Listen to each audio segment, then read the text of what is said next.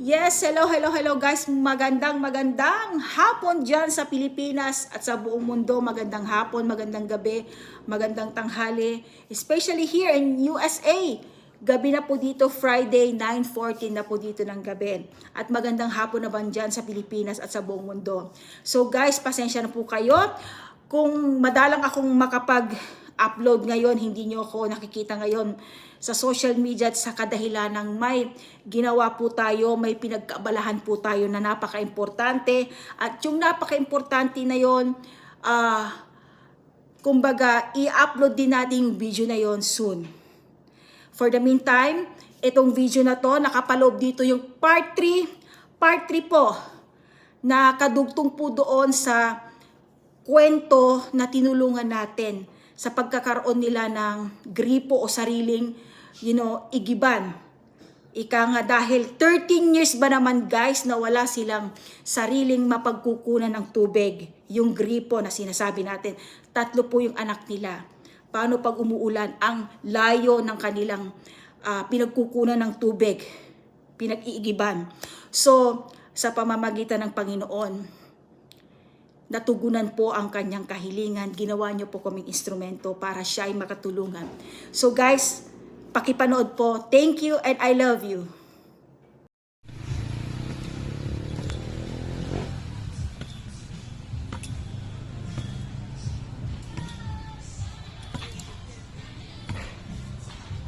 Ito na pintuya. May video na nakatsaap to magsukyan. Tanggalan ka pidita.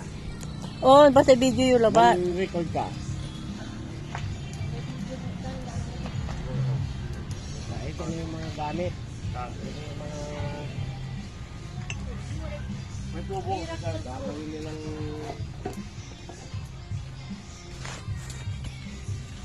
Posisyon ng gripo.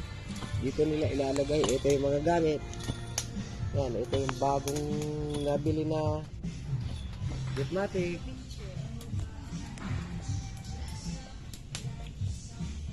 Medyo taghirapan sila sa tubig dahil nga wala silang tubig. So malaking tubo. Malayo pa yung ano.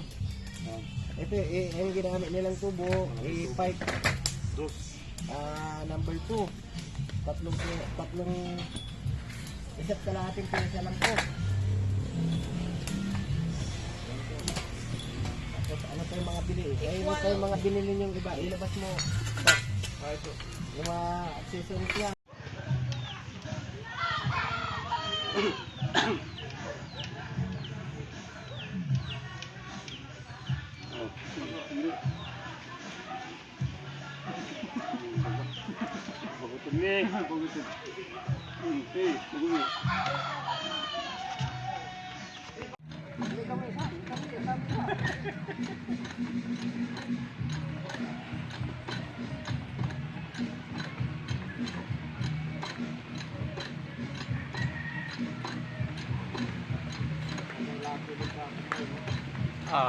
May kwarta, ano yung lako ito?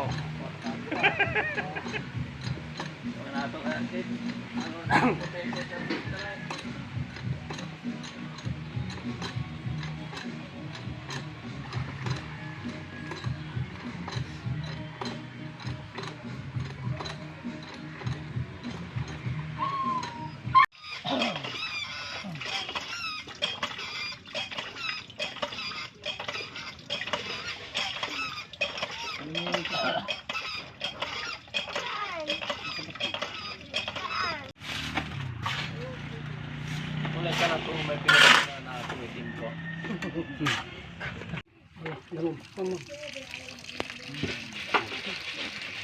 Medyo mo na. Nangunda.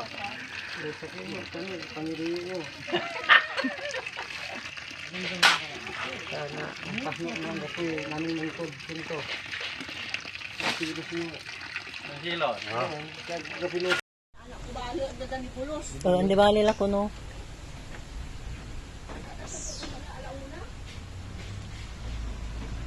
Akin na ipapaano bang mura? Ay. TV.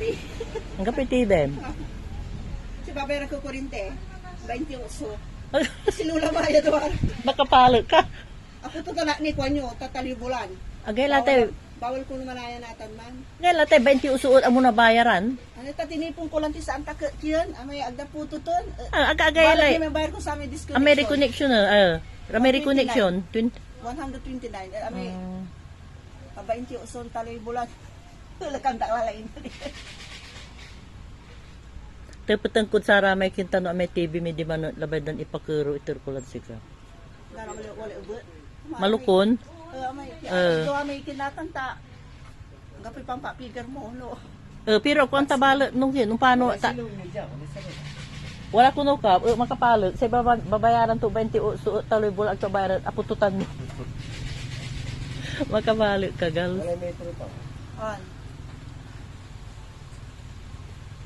Pero no aray na ala yun kinkap kasambahay. Ako cool.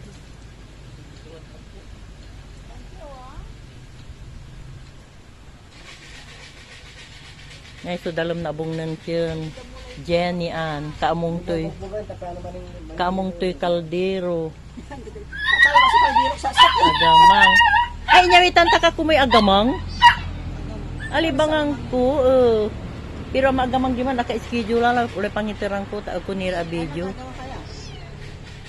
internet madam mo aray followers sayang di ba tani giri pula natin tada si kay wala nirman i-eater ko agamang kamong toy danganan kamong toy kaldero nya ini nya takayan to ay ni pag akyat mo tatlong baitang tignan mo baka makulabot ka o Bali taw la anak mo gals katuta importante. Ano sa murang paluban lang kita. Malayo eh. Walang si kariswerte. On, paano di man ka man sirti? Napalagda mo lang na tinatana sa Iraq. Sa St. Judith, so talagang abay-bayagakin to. Pinabera pa ba? Dili na. To dito ang ano nila, malinis yung kapaligiran nila. Malinis yung paligid nila. Kasi masipag siya.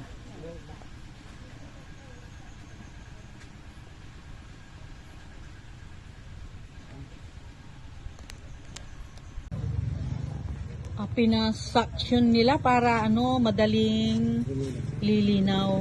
Baka pwedeng maging tap water din yan, table water. Yan siya.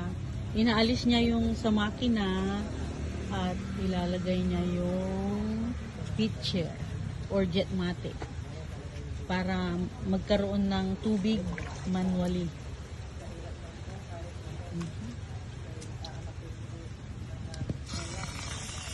Dami ng tubig, oh.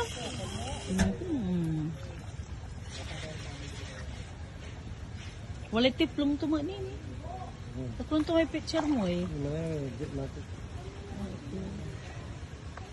Check natin. Talaga lang. Makapagtatanim na sila ng mga vegetables dyan sa neighboring farm. Naging pa na, wet na yung hanggang dito, oh. Oh, see? Marami na siyang maitatanim na halaman dito, mga vegetables.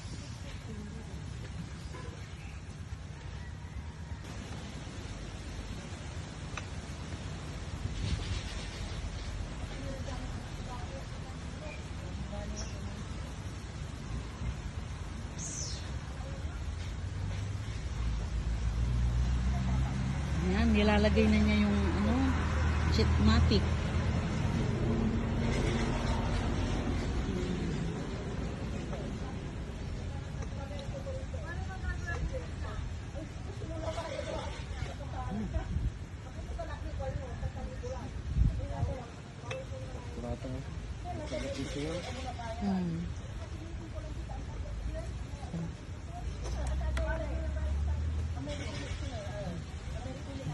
Nagsulatan.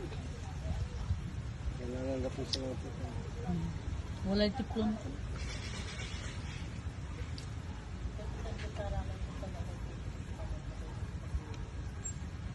Nabilang, ganong gapoy dalon. Oo, nabilay no, mag-susaksyon to. Hindi isang kargan pa magano. Karga isa kita bula ba?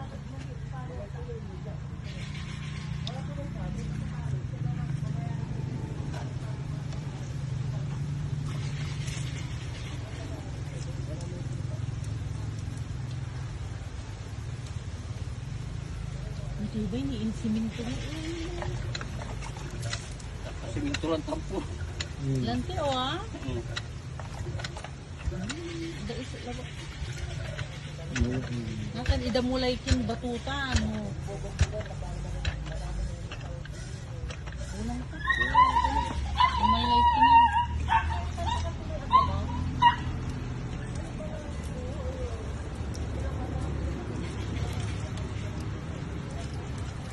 Man, wala.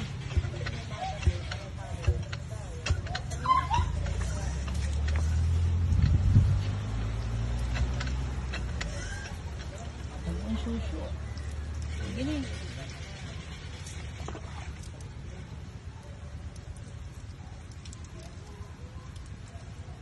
Bukas kasi. Diba sobrang pwede.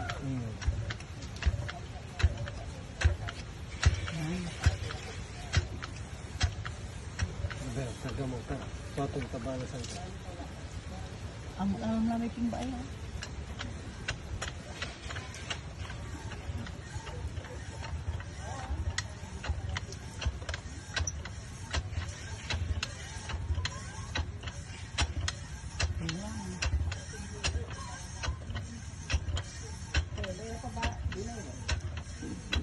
Abigla. So, lupas. Sana may wadya pa na tanggilan. Na. Singaw mo.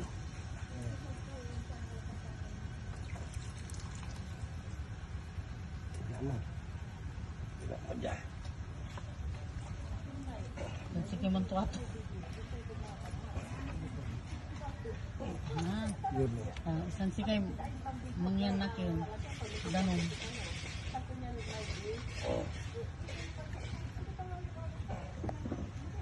Alright. Yun na. Uy, gala na jay. Jay ka lang. Mainumay, abayaw. Gini. Ha? Singaw. May lumay. Malit lang. Mautan naman ta. Pasok sa pamuli. Labong. Lamang. Okay. Doon ka. May gusto kong sabihin sa kanila. Nandito kami ngayon at ito nga yung pinuntahan namin nung una na nabigyan natin ng gripo. Ito na, tapos na po. Maganda yung tubig niya, bukal na bukal. At ito yung mag-asawa, tuwan-tuwa sila dahil matagal na daw nilang Gustong magkaroon ng ganitong gripo, ganitong para mayroon naman sila kuhanan ng tubig, kanya lang talagang hirap, hindi nila kaya. Maliligo na sila 3 beses sa araw. Mabuti na lang, madam, engineer, at nabigyan niyo sila ng kasiyahan na nagkaroon sila ng ganitong klaseng gamit nila sa bahay. Yun lang po. Ginny, ano masasabi mo? Lubos po ako nagpapasalamat, Madam Hilda at Kuya Jimmy. Dahil ako po ang yung napili na magkaroon po ng sariling gripo sa amin. Ngayon, hindi na kami mahirapan. Hindi na po kami mahirapang masigib, at lalong-lalo na ating mga anak. Kasi yung mga anak ko, maliligo na sila. Ay, Pare. Mister ni Jenny. Anong sasabihin mo sa kanya? Pangasinan Salamat, ka? madam. Ano si Sir? Sir Jimmy. Sir Engineer. Sir Engineer. Sir Engineer, salamat. At kami na unamog. Ito na po, oh. Maraming salamat din po sa buong team niyo po na naging daan po na tumulong para mapabilis po ang pagtulong. Kahit malayo po kayo, hagilap niyo po akong tulungan. Maraming salamat po.